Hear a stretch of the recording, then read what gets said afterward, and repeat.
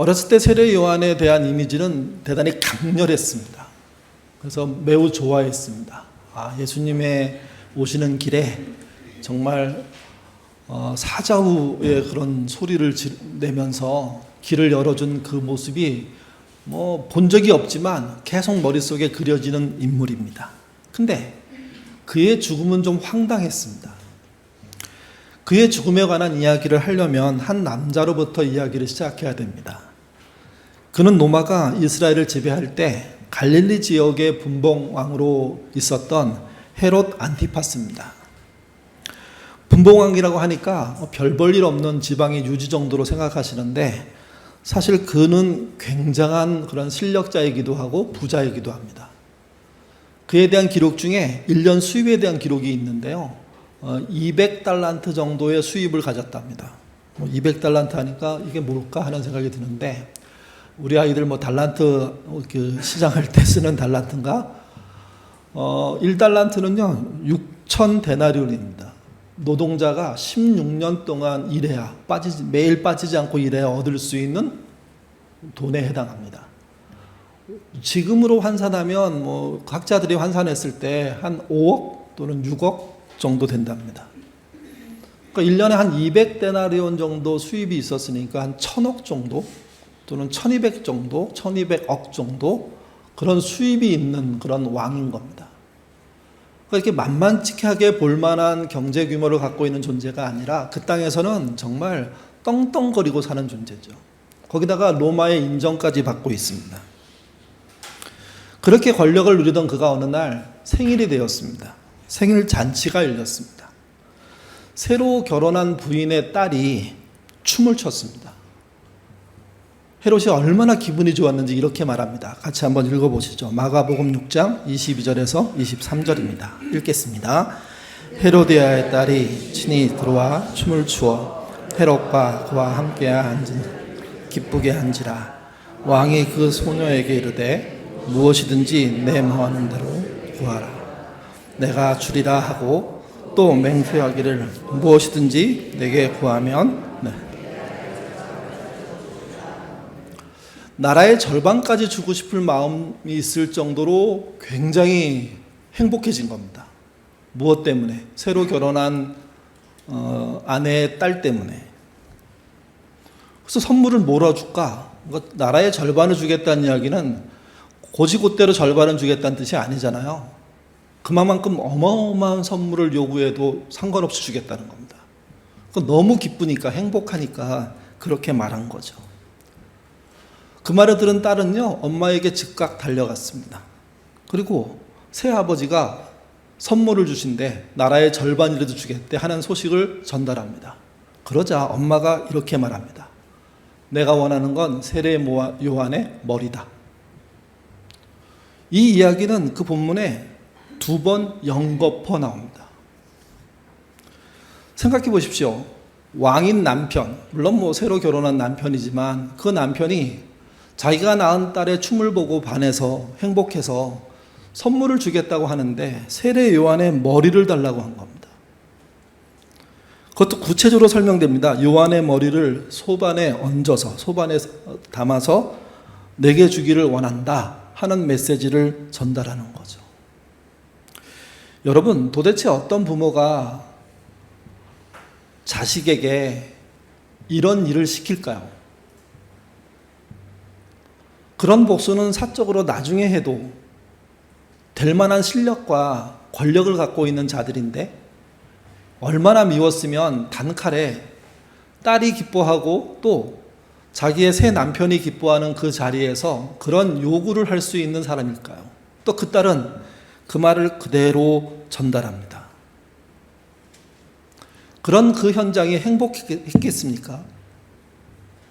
그 말을 들은 새 남편은 얼마나 당황스럽고 황당하고 놀라웠으며 또 그 소식을 들은 그 나라의 신하들은, 백성들은 얼마나 섬찟했을까요? 지난 금요일 사사기 3장에 대한 말씀을 나누면서 가나안의 효율성이라는 말씀을 드렸습니다. 가나안을 정복하고 나니까 이스라엘 사람 입장에서는 가나안 적응이 제일 중요합니다. 가나안에 잘 적응해서 가나안 살이를 잘 해야 하는 거죠. 신속하게 적응하기 위해서 그들이 택한 효율적인 방법이 있었습니다. 그것을 사사기 3장 6절이 설명해 주는데요. 여기도 같이 한번 읽겠습니다. 그들의 딸들을 맞아 아내로 삼으며 자기 딸들을 그들의 아들들에게 주고 또 그들의 신을 섬겨. 부모들이 한 행동에 대한 설명입니다. 당시에 자녀의 결혼은 부모의 결정에 의해서 진행됩니다. 고대 사회이기도 하니까. 부모들이 이 아이들이 앞으로 잘 살려고 하면, 가나안에 잘 적응하려고 하면 뭐부터 해야 될까 하는 생각을 골똘히 했습니다. 개인적으로 한 것만이 아니라 사회적으로, 문화적으로, 이스라엘 전체적으로 그런 과제가 떨어진 겁니다. 그래서 얻은 결론이 그겁니다. 믿음보다는 가나안에 잘 적응한 사람을 찾자.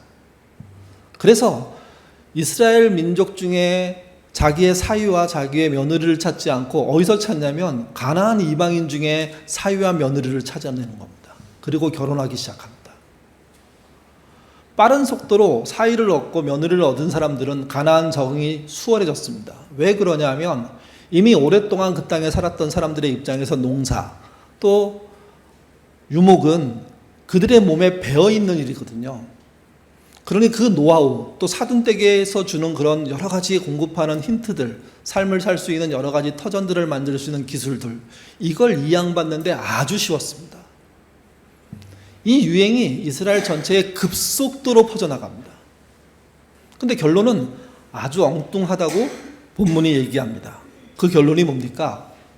그들의 신을 섬기는 것으로 끝이 납니다. 그리고 하나님은 분노하셔서 그 땅을 심판하십니다. 결국 외세의 침략으로 이스라엘과 또 이스라엘의 노예로 살았던 가나안 사람들이 다시 또 삼국의 노예가 되는 정말 심각한 상황에 빠지게 되는 거죠. 이때 그들에게 제일 중요한 게 뭐였냐? 경제적인 효율성이었습니다. 농사를 어떻게 지을지, 유목을 어떻게 할지, 그것을 누구로부터 배워올지, 하나님에 대한 말씀을 알고 있고 그 말씀을 주구장창 광야 내내 들었는데도, 요단강을 건너올 때도 그 기적과 같은 것을 봤는데도, 가나안 땅 분배할 때도 하나님의 인내를 봤음에도 불구하고 그들은요, 결국은 경제적인 효용성을 쫓아가서 하나님을 버리게 된 겁니다. 오늘 본문 유대인도요, 사실 사사시대의 유대인 이스라엘 사람과 별 다르지 않습니다. 회당에서는 하나님의 사랑을 말했지만 일상에서는 성공을 추구했거든요. 그들 앞에 어느 날 38년 된 병자가 병을 치료받고 자기의 살림살이를 들고 성전으로 올라가는 장면을 목도합니다. 그들은 병이 치유됐다는 이야기를 들으면서도 병이 치유됐다는 그 놀라움에 집중하지 않습니다. 왜 안식일법을 위반해? 하면서 따지기 시작합니다. 처음엔 치료자가 누군지 몰라서 38년 된 병자는 전전긍긍했습니다. 예수님은 마치 알려주듯이 내가 너를 치료했다 하는 것을 보여주시죠. 그리고 치료받은 사람에 의해서 예수님이 고발당합니다. 성경은 말합니다. 그 이후로 예수님이 박해를 받기 시작했다고. 다른 복음서에 보면 그런 상황이 됐을 때 예수님은 피하셨습니다. 근데 요한복음은 그렇게 설명하고 있지 않습니다. 도망치지 않고요, 오히려 유대인과 적극적으로 싸우십니다. 그리고 이렇게 얘기합니다. 내가 하나님의 친아들임을 증명하겠다고. 오늘 본문이 그 내용입니다. 유대인의 전통상 무언가를 증명하려면 두셋의 증인이 필요합니다. 증거가 필요합니다.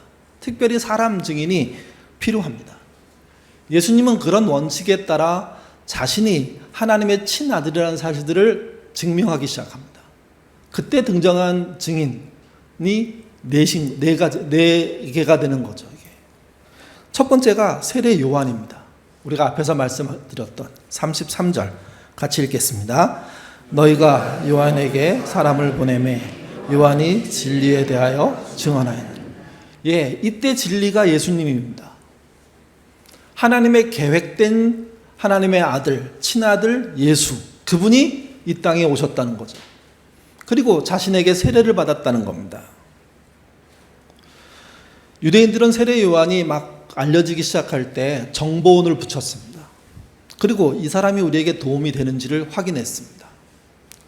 그들의 입장에서는 유력한 어떤 리더십들이 필요했고 군중을 선동할 수 있는 그런 스피커가 필요했는데, 어떤 연설자가 필요했는데, 세례 요한이 말은 거칠고 때로는 유대인들을 공격해도 불편하기는 하지만 그래도 일맥상통하는 면이 있다는 것을 확인하게 됩니다.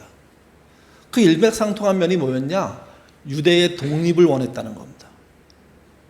좀 거칠지만, 말은 세지만, 때로는 막 비난도 하지만, 그리고 그래서 약점이 찔리긴 하지만 그래도 한 방향으로 몰 수 있는 스피커라는 생각을 한 겁니다. 그래서 세례 요한을 인정합니다. 선지자로. 하나님이 인정한 선지자라는 개념은 없고요. 자신들이 그래, 요 근래 등장한 사람 중에 괜찮은 사람이야. 저 사람 잘 이용해 먹으면 우리가 클 수 있어. 이 정도의 생각을 하게 된 거죠. 근데 그분이, 그 세례 요한이 예수님에 대한 증언들을 남겼습니다. 성경 몇 군데 나오는데요. 요한복음 1장 29절에 이렇게 말합니다. 세상 죄를 지고 가는 하나님의 어린 양이라고요. 또 34절은 이렇게 말합니다. 하나님의 아들, 친아들이라고 얘기한 내용들이 있습니다. 이게 유대 정보원들을 통해서 유대 중앙으로 전부 다 보고된 겁니다. 그래서 첫 번째 증언자로, 증인으로 세례 요한을 꼽았고 그때 한 이야기를 설명한 거죠. 너희들이 인정하고 있는 세례 요한이 나를 하나님의 친아들이라고 말했다. 강력한 증언입니다. 두 번째는 예수님은 자기 자신이 증언의 증언자라고 얘기합니다. 36절 같이 읽겠습니다.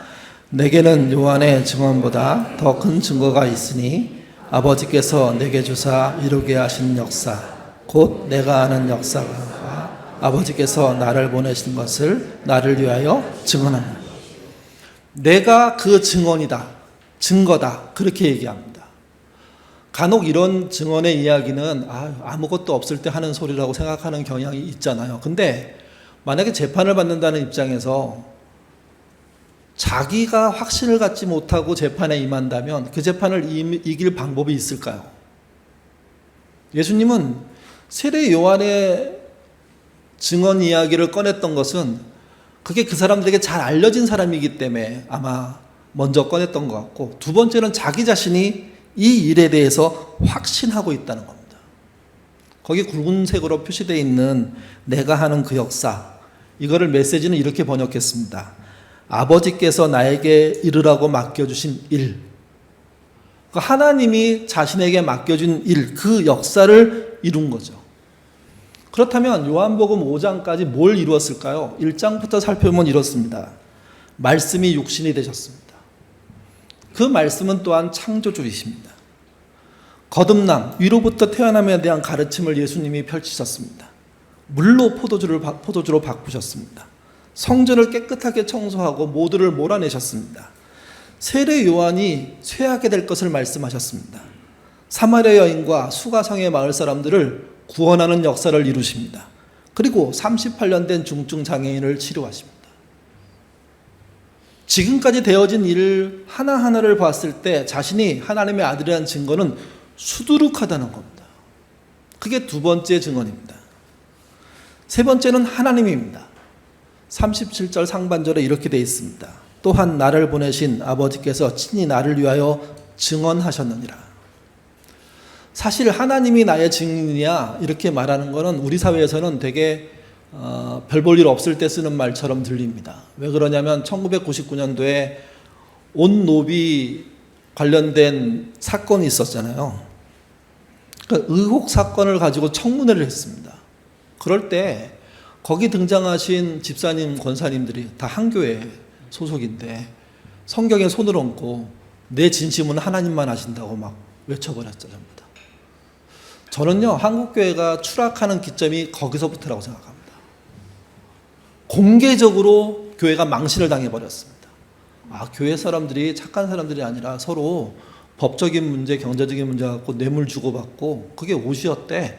근데 그들끼리 나와서 청문회장에서 대판 싸우고 서로 하나님이 자기 편이라고 얘기하는 거 보니까 교회 글쎄 다녀야 될까? 그때부터 추락점이 시작된 겁니다. 아주 빠른 속도로. 근데 예수님은 하나님이 자기의 증인이라고 그렇게 말씀하십니다. 성경을 그래서 찾아보면 하나님이 직접 증언하신 게 뭐 있냐? 2개 정도가 있습니다. 하나는 마가복음 11장 11절에 이렇게 말합니다. 너는 내 사랑하는 아들이라 내가 너를 기뻐하노라. 세례 요한에게 세례받을 때 하늘의 음성입니다. 또 마태복음 17장 5절에는 이는 내 사랑하는 아들이요 내 기뻐하는 자니 너희는 그 말을 들으라. 변화산에서 등장하신 하늘의 음성이죠. 제자들이 그 음성을 들었습니다. 이런 식으로 곳곳에서 하나님이 예수님에 대한 증언들을 하고 있다고 예수님이 말씀하심으로 당신이 친아들이라고 하십니다. 그리고 마지막으로 성경이라고 얘기합니다. 39절 같이 읽겠습니다. 너희가 성경에서 영생을 얻을 줄로 생각하고 성경을 연구하거니와. 당시 책이라는 것은 부족해서 양피지나 또는 파피루스에 글을 남겨가지고 성경을 보관했는데 이 보관을 그래서 이 책을 전문적으로 연구하는 사람들이 있었습니다. 랍비라고 하고 서기관이라고 하는 사람들, 또 바리새인들, 사두개인들이 이런 일에 아주 매진했죠. 그들이 일반적으로 성경을 읽을 수 없는 대중들을 향해서 자기가 본 성경 이야기를 전달합니다. 근데 문제가 생겼습니다. 성경이란 이야기를 모세 오경만 봐도 그 범위가 굉장히 크거든요. 양도 많거든요. 근데 그 성경의 어떤 부분을 읽은 사람이 거기에 꽂혀가지고 영향력을 행사하는 겁니다. 그 대표적인 게 뭐냐면 안식일을 지키는 겁니다. 바벨론 포로에서 돌아온 이스라엘이 우리가 왜 망했을까? 안식일을 잘못 지켰기 때문이야. 이런 판단을 하고 그 문제를 확대하죠. 그래서 지난번에 말씀드렸지만 미슈나 샤바트, 안식일에 대한 이야기들을 조항으로 만들고 그게 무려 10계명에는 4번째 계명 하나인데 그들의 조항으로는요 234개나 되는 조항으로 확대시켜서 지킵니다. 그러니까 이렇게 되는 거예요. 모세오경은 한 이만하다고 하면 안식일 이야기는 요만하거든요. 근데 온 이스라엘이 여기에 집중하는 겁니다. 여기에. 나머지 이야기에 대해서는 설렁 넘어가는 겁니다. 거기 성경에 그 39절에 이렇게 써 있습니다. 이 성경이 곧 내게 대해서 증언한다. 이렇게 써 있는데 이때 성경이 내게 대해서, 내게는 예수님인데 예수님에 대해서 증언한다는 얘기는 성경 전체가 그렇다는 얘기예요. 어느 한 부분이 그렇다는 뜻이 아니에요. 모세오경 전체가, 예언서 전체가, 시가서 전체가 이렇게 말하는 거거든요. 역사서 전체가 그렇게 말을 하는 건데 사람들은 그 성경이 만들어 놓은 숲을 보지 않고 성경 안에 있는 나무 한 그루를 보는 겁니다. 그게 안식일 같은 거죠. 그리고 그걸 막 230개로 만들어 가지고 지켜 안 지켜 따지고 막 복잡하게 만드는 겁니다. 우리가 선생님이 선택한 일 때문에 굉장히 사회가 어려운데 근데 그 선생님은 그렇게밖에 선택할 수 없는 환경 속에 있었다는 걸 저희가 확인하면서 분노하고 있지 않습니까? 그런 사건도 비슷한 겁니다. 선생님이란 분이 자기 아이 한 명을 케어하기 위해서 거기 있는 게 아니거든요. 모두를 위해서 있으니까 모두를 향해서 100% 할 수 없다는 사실에 대해서 동의해야 돼요. 그리고 위임해야 돼요. 근데 아니고요. 한 반에 20, 30명 있는 아이들을 전체를 보지 않고 내 아이만 보는 거죠. 내 아이만. 교실이라는 숲을 못 보고 학교라는 숲을 못 본 상태에서 아이만 보니까 학교 전체가 내 아이 중심으로 움직여야 돼요. 성경을 그렇게 보는 겁니다. 내가 관심 가진, 그 당시에 리더가 관심 가진 그 이야기 속에 꽂혀버려가지고 성경 나무 한 그루는 잘 본지 모르겠지만 성경 숲은 잃어버린 겁니다. 그래서 숲 속에서 미아가 된 거예요. 그래서 그 숲이 이야기해주는 예수님에 대해서 유대 사회가 전혀 이해를 못하고 오히려 그 예수님을 죽이겠다고 덤벼드는 거죠. 이게. 그 성경이 예수님 자신이 하나님의 친아들이라는 걸 증명하고 있었다. 근데 너희들은 그걸 읽어내지 않았다. 그래서 너희들은 직무유기한 거다. 너희의 효율성에 따라 산 거다. 그러니 심판받아야 된다 하는 메시지를 오늘 본문을 통해서 예수님이 전달하신 거죠. 그걸 요약한 게 42절, 43절입니다. 같이 읽겠습니다. 다만 하나님을 사랑하는 것이 너희 속에 없음을 알았노라. 나는 내 아버지의 이름으로 왔음에 너희가 영접하지 아니하나 만일 다른 사람이 자기 이름을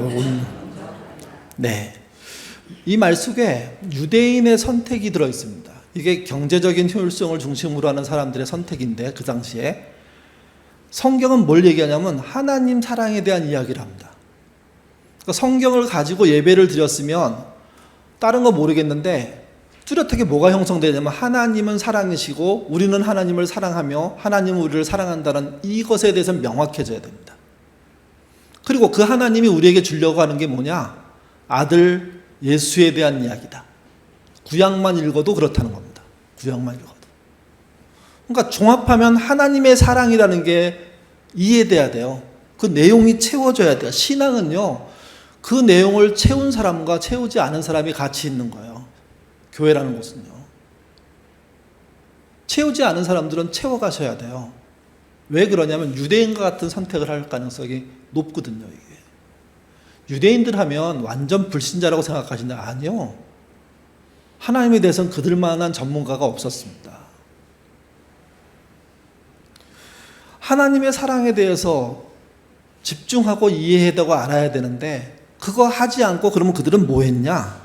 43절 후반부에 보면 굵은색으로 표시해놨죠. 다른 사람이 자기 이름으로 오면 영접하리라.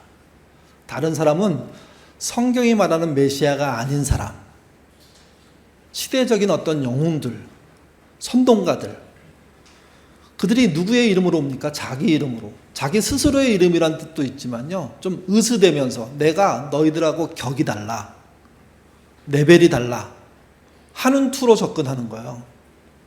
그래서 나만 알고 있어. 나는 하나님께 직통 계시를 받은 사람이야. 나 만만하게 대하지 마. 그런 협박 속에서 무슨 얘기를 전개하냐면 자기가 원하는 것을 해주면 이 땅이 원하는 것을 자기가 하나님께 구해서 전달해 주겠다는 이야기를 하는 겁니다. 요즘 말하는 이단 교주들, 잘못된 목사들이 하는 행태와 똑같은 일들을 하게 되는 거죠. 그리고 심지어 자기가 메시아라고 그렇게까지 자기를 추앙하라고 그렇게까지 올라가게 되는 겁니다. 예수님이 답답한 건 그거예요. 유대 사회가 구약 성경을 그렇게 마르고 닳도록 읽고 설명하고 회당에서 예배를 드렸는데 하나님을 사랑하고 그의 메시아 친아들에 대한 관점은 전혀 없는데 선동하는 사람들에 대해서는 왔다 갔다 한다는 거예요. 그리고 그 선동당하는 이유가 뭐냐 봤을 때 경제적인 효율성이라는 거죠. 성공하고 싶은 마음이라는 거죠. 이게 유대사회만 그럴까요? 우리는 안 그렇습니까? 우리도 성경이라는 숲을 안 보고 성경 안에 있는 나무도 안 되는 나무까지 하나 붙잡고 신앙생활을 하는 경우들이 많습니다. 많은 예가 있는데 그 중에 하나가 시편 81편 10절입니다. 같이 한번 읽어보시죠. 나는 너를 애굽 땅에서 인도하여 낸 여호와 내 하나님이니 내 입을 크게 열라 내가 채우리라 하였느니라. 이 말은 광야 생활 동안 이스라엘 사람들이 노동해서 먹고 살았냐, 옷을 뭐 만들어서 입었냐, 신발을 하나 제작해가지고 살았냐, 그거 아니지 않냐. 하나님이 너희가 배고플 때 그 입을 벌릴 때 채워주셨고 입혀주셨고 신발이 떨어지지 않게 하셨기 때문에 물이 떨어지지 않게 하기 때문에 여기까지 온 거 아니냐 하는 이야기를 하는 시편이에요. 그래서 거기 나오잖아요. 내 입을 크게 열라 내가 채우리라. 하나님이 그렇게 하셨다는 거죠. 근데 이 말씀이 순식간에 우리에게 적용될 때 어떻게 적용되냐면 교회 안에서 입을 크게 벌리는 신앙 행동을 하라로 바뀌어요. 갑자기. 그런 메시지는 그 본문에 없어요. 저 배고파요 하나님 그랬더니 하나님이 주신 거예요. 저 입을 옷이 없어요 주신다는 의미예요. 그래서 만족하게 40년 동안 살았다는 의미를 노래하는 거예요. 근데 우리 시대로 와서는 입을 왜 적게 벌려고 간 거예요. 입이 작어? 그러면 수술을 해서라도 넓혀. 이런 식으로 가는 거예요, 지금요. 그리고 입을 벌리는 행동을 뭐로 규정하냐면 교회에 충성하고 헌금하고 봉사하고 목사 말 잘 따라가고. 도대체 이게 말이 안 되는 연결인데 그 연결이 가능한 게 한국교회예요. 다른 구절 하나 더 볼까요? 마태복음 13장 33절입니다. 같이 읽어보죠. 좋은 땅에 뿌려졌다는 것은 말씀을 듣고 깨닫는 자니 결실하여 어떤 것을 100배, 어떤 것은 60배, 어떤 것은 30배가 되느니라 하시더라. 본문의 땅은요, 신자의 마음입니다. 신자의 마음이 뭐가 돼야 된다는 얘기입니까? 이 본문은 좋은 땅이어야 된다는 겁니다. 신자의 마음이 돌짝밭이면 씨가 뿌려져도 꽝이라는 거죠. 그렇기 때문에 제일 중요한 이 본문의 핵심은 신자인 우리가 좋은 땅이 되는 겁니다. 씨가 떨어지면 바로 발화시킬 수 있는 땅이 돼야 되는 겁니다. 그러니까 신자의 마음이 좋은 땅이면 당연히 하나님의 씨앗은 뿌려질 수밖에 없죠. 그리고 결실이 일어납니다. 결실은 노력하고 수고한 게 아니에요. 저절로 일어나는 일을 말하는 거예요. 심겨만 지면. 그러니까 이 본문은 30배, 60배, 100배가 이 본문의 결론도 아니고 이 본문이 원하는 것도 아니에요. 원하는 건 그거예요. 성도 여러분, 여러분이 좋은 밭으로 사셔야 됩니다. 하나님이 씨를 뿌리실 겁니다. 그러면 당연한 결과가 나오게 돼 있습니다. 그 얘기를 하는 거예요. 근데 좋은 밭이 되라는 이야기는 짧게, 아주 안 보이게 해버리고 무조건 말씀을 좇아 교회에 봉사하고 뭐 하면서 똑같은 스토리를 얘기하고 난 다음에 그러면 30배, 60배, 100배라는 거죠. 지난번 건자견 그 연합 예배 때 이 본문을 가지고 설교자가 설교했는데 그때 뭐라고 했냐면 자신이 도시에 살다가 이제 귀촌 비슷하게 산으로 들어가서 살다 보면서 농사를 지어 보니까 씨앗 하나 심고 30배, 씨앗 하나 심고 60배, 씨앗 하나 심고 100배는 적은 소출이다. 이렇게 얘기하더라고요. 우리가 생각하는 것처럼 엄청난 소출은 아니다. 그러니까 당연하게 전개되는 하나님의 은혜 정도로 생각해야 된다. 근데 우리는 이것을 내가 투자한 것의 30배, 내가 집어넣은 것의 60배, 내가 쏟아 부은 것의 100배라고 생각하는 거죠. 사람에게 있는 경제적인 효율성과 욕심을 막 부추겨가지고 그것을 해주겠다고, 그것을 할 수 있다고, 하자고 그러면서 예수님의 양들을 싹 끌어다가 자기가 하고 싶은 일에 투입해버리는, 그런데도 지금까지 그런 곳에 끌려다니는 그 형태가 우리들의 문제라는 거죠. 유대 사회의 경제적인 효율성의 문제는요, 결국은 실상은 어땠을까요? 그게 오늘 본문의 마지막 부분에 나오는데요. 44절입니다. 같이 읽겠습니다. 쌀을 버리고 경쟁들보다 상석에 앉으려고 하고 하나님을 무시하는데 시간을 허비하고. 개역개정의 번역과 좀 다르지만 메시지 번역입니다. 좀 더 이렇게 풀어서 썼는데 결국 그들이 그러면 하나님 사랑을 잃어버리고 경제적인 효율성으로 살았더니 실제는 뭘 했냐? 자리다툼, 높은 자리에 앉기 위한 싸움, 여기에 평생을 집중하며 살았다는 겁니다. 그러니 사랑하는 자기 딸에게 내가 정말 싫어하는 사람, 그 사람 죽여서 목 잘라갖고 가져와. 그렇게 시킬 수 있는 겁니다. 그 시대의 정점에, 그 당시에 그 사회에서 가장 높은 데 사는 사람들이, 경제적이겠죠, 그것도. 그 사람들이 하는 태도가 그건 겁니다. 그거밖에 할 줄 모르는 겁니다. 힘 있으면 찍어 눌러야지. 이게 문제입니다, 이게. 옛날에 선생님은 그림자도 밟지 말라고 했습니다. 제가 어렸을 때 엄마 선생님이 나 때렸어. 그랬더니 맞을 짓을 했으니까 맞았지. 이렇게 말씀하셨습니다. 그래서 아니 나는 잘못 안 했는데 그랬더니 조용해. 네가 그럴 리가 없어. 얼마나 억울하든지. 그 다음부터는 야 엄마한테 말해봤자 한 대 더 맞지. 그래서 그냥 선생님이 혼내면 네 하고 말을 들어야 되는구나. 그렇게 배웠거든요. 그것도 꼭 좋다고 말할 수는 없습니다. 근데 지금처럼 하는 건 아닙니다.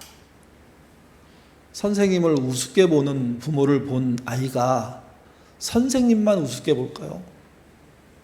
그 부모는 우습게 안 볼까요? 부모가 숲을 못 보고 내 아이만 보니까 이런 일들이 벌어져도 또 더 뻔뻔하게 나가는 사람들이 또 등장하는 겁니다. 자판기, 자동 판매기라고 하죠. 자동 판매기는 곳곳에 있지만 그냥 버튼을 누르면 나오는 게 아닙니다. 자판기 안에 있는 물건을 사려면 여러분 어떻게 하십니까? 어떻게 해야 될까요? 그 가격에 맞는 돈을 하여튼 집어넣어야죠. 그러면 불이 켜지고 켜진 것 중에 선택해서 하나를 뽑아서 자기 것으로 갖는 겁니다. 신앙도 비슷합니다. 신자도 비슷해야 됩니다. 많은 사람들이 착각하는데 나는 믿기로 했어. 그러면 진짜 믿음이 있는 것으로 스스로 확신해버립니다. 아니요. 기독교 신앙의 가장 큰 핵심은 그거예요. 내가 믿기로 했어. 이게 시작입니다. 그때부터 뭘 해야 되냐면 내가 내 안에 뭔가를 집어넣어야 됩니다. 그래야 나올 수 있게 되거든요. 기본적으로 뭘 집어넣어야 되냐? 성경의 말씀을 나한테 집어넣어야 됩니다. 꾸준히 집어넣어야 나로부터 나오는 게 있습니다. 근데 그때 내 안에 효율성이라는 방식의 시스템이 작동하면 내 유익을 위해서 그 집어넣은 걸 편집해서 사용하는 이상한 일들이 벌어집니다. 내가 그렇게 왜곡할 수 있는 사람이라는 사실을 알고 말씀을 집어넣고 말씀의 의도, 말씀이 갖고 있는 숲, 그 내용들을 하나하나 꺼내면서 살기 시작했을 때 그 사람이 신자가 되어가는 겁니다. 하나님의 백성들이 되어가는 겁니다. 이때 꼭 있어야 될 게 말씀의 투입입니다. 그리고 그 말씀의 투입이 숲의 모양으로 등장해야 됩니다. 자그맣게 나의 이득을 위해서 등장하는 순간 낭패 봅니다. 그 숲으로 등장하기 시작할 때 또 다른 신자의 숲이 등장하기 시작하고 그 숲들이 연결되면서 완벽하지 않지만 성경이 그리려고 하는 숲들이 이 사회에 만들어지는 겁니다. 그걸 교회라고 얘기했고 그걸 하나님의 나라라고 이야기합니다. 우리가 자판기는 아니지만 그런 삶을 사셔야 하는 거죠. 내가 효율성을 여전히 강조하고 있다. 의심하셔야 됩니다. 성경의 숲하고 효율성하고 같은 걸까? 비교해 보셔야 됩니다. 그리고 성경이 말하는 게 그게 아니라는 것을 확인될 때마다 나의 효율성 강조하는 삶에 대해서 뭔가 스톱해야 됩니다. 물론 효율성이 전혀 없는 삶이 좋다는 얘기가 아닙니다. 성경을 앞서서는 안 된다는 얘기죠. 말씀을 앞서서는 안 된다는 이야기죠. 경제적인 효율성이 앞서면 신앙은 허울이고요. 경제는 실제 그 사람의 목표가 됩니다. 지금 한국교회가, 우리 사회가 그런 거 아니겠습니까? 예수님에 대한 증언은 성경에 가장 많이 나옵니다. 그렇기 때문에 성경을 읽어야 하는 건 너무도 당연한 겁니다. 성경을 볼 때 주의하셔야 됩니다. 성경이라는 것은 나무 한 그루를 보자고 읽는 게 아닙니다. 숲을 보기 위한 겁니다. 숲을 보기 위해서 나무들을 하나하나 살펴보는 겁니다. 신앙의 숲이라는 것이 보이기 시작할 때 가장 크게 만나는 것은 두 가지입니다. 하나님이 우리를 사랑하신다. 사랑의 하나님을 만나게 되는 것이고 그 하나님이 예수님을 우리를 위해서 보내셨다. 사랑의 예수님을 만나게 되는 겁니다. 그러면서 그 사랑 때문에 우리의 효율성이라고 생각하는 많은 사회적인 작동들을 줄여나가는 겁니다. 점점점 줄여져서 다 맞출 수 없지만 그래도 엇비슷하게 우리의 삶이 바뀔 때 좋은 밭이 되는 것이고 그곳에 씨가 뿌려지면 그 마땅한 소득들이, 결과들이 나오게 되는 거죠. 이게. 여러분, 그래서 모든 일을 할 때 한 그루 나무에 꽂히지 마시고, 아니 나무보다 작은 가지에 꽂히지 마시고 큰 그림부터 볼 줄 아는 눈들을 가지셔야 됩니다. 성경의 눈으로 볼 때 지금 대한민국 괜찮습니까? 지금 한국 사회 안전합니까? 지금 예인교회 잘 가고 있습니까? 지금 여러분 개인이 그 숲속의 나무 한 그루로서 잘 자라고 계십니까? 기후위기가 느껴지고 학교가 흔들리는 이 현실 속에 우리가 과연 잘 가고 있는지 한번 깊게 생각하시는 한 주 되시기를 바랍니다. 기도하겠습니다. 분명한 답은 저희에게 없습니다. 문제를 해결할 수도 없습니다. 더군다나 죽은 사람은 살려낼 방법도 없습니다. 그렇지만 이렇게 죽은 사람들이 많이 등장하는 이 사회 속에 무덤덤하게 지내는 것처럼 잘못된 건 없습니다. 아파하게 하시고 왜 이런 일이 발생했을까 생각하게 하시고 나는 같은 일을 벌이고 있는 사람은 아닌지 돌아보게 하옵소서. 성경이 이른 숲속에 우리가 들어가기를 원합니다. 거기에 건강한 나무 한 그루가 되기를 원합니다. 그 나무가 되기 위해서 그저 그냥 아무렇게나 지내도 된다는 사실, 그런 거 믿지 않게 하옵소서. 우리 안에 끊임없이 하나님의 말씀이 들어와야 하고, 그리고 우리가 인간적인 효율성이라는 것을 많이 내다 버려야지만 그분다운 백성 될 수 있음을, 우리가 백성이 되는 것이 사실임을 우리가 알지 않습니까? 자비로우신 아버지 하나님, 이 시대의 혼란과 어려움과 기후의 위협들의 문제를 그냥 남모르듯 지나다 보면 결국 우리까지, 나 스스로까지도 망할 수밖에 없습니다. 효율성의 사회에서 적절하게 효율성을 발휘하는 사회로 바꾸는 믿음의 용기들을 우리가 펼칠 수 있도록 도와주시고, 무엇보다도 나 한 그루의 나무가 잘 되기 위해서 모든 나무를 희생시키는 그런 삶이 아니라 숲을 생각하고 다른 나무와 함께 살아갈 수 있는 용기와 지혜를 갖는 우리가 되도록 인도하여 주시옵소서. 예인의 식구들이 각 직업에서 참 열심히 살아가고 있습니다. 그럼에도 궁지에 몰리고 어려움 당한 교우들이 생겨나고 있습니다. 우리의 눈을 들어 나만 보지 않고 그들을 보고 그들의 손을 붙잡고 그들이 부끄러움이 없이 회복할 수 있는 터전을 만드는 우리 공동체 되도록 도와주시옵소서. 또 유명을 달리한 교사, 그리고 그런 문제로 고민하고 있는 교사들에게, 또 우리 교회 교사 식구들에게 함께 하셔서 그들이 하고 있는 일이 얼마나 소중한 일인지 사명감 갖게 도와주시고, 자신의 직업을 통해서 하나님의 소망을 이룬다는 이 뜻 놓치지 않도록, 그래서 엉뚱한 일이 생겨서 마음 아프지만 오히려 더 선명하게 바른 길을 가는 길을 택하도록 도와주시옵소서. 감사하며 예수님 이름으로 기도드립니다. 아멘.